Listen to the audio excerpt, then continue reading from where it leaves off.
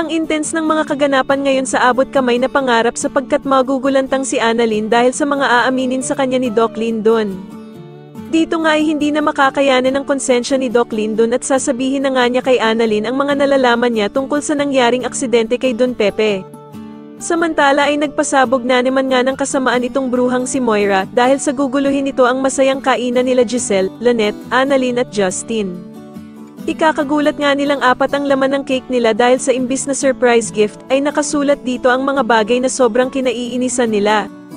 Sa kabilang banda naman ay makikibalita nga itong si Nerissa sa kaibigan niyang si Moira kung ano na nga daw ba ang kalagayan ni Don Pepe. At masayang sasagutin naman siya ni Moira na comatose pa din nga daw ang matanda kaya naman ay safe pa din nga daw silang dalawa.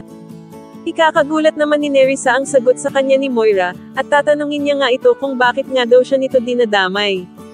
Pero papaalala naman ni Moira kay Nerissa na ginamit nga daw nila ang sasakyan nito kaya naman ay kapag nagkabukingan ay siguradong madadamay nga din daw siya.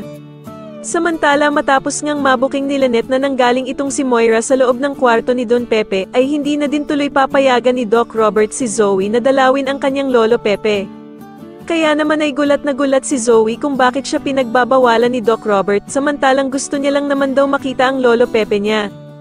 Sa kabilang banda naman matapos nga ang ginawang pagtatanggol ni Zoe kay Annalyn ay iisipin na niya na close na silang dalawa ni Zoe at dito nga ay dagdag pa nga ni Annalyn na kahit na anong gawin nga daw ni Moira ay hindi na niya sila mapag-aaway na dalawa. Kaya naman ay tatanungin siya ni Doc Lyndon na kung paano nga daw kung talagang may kinalaman si Zoe sa mga nangyari sa kanyang lolo Pepe.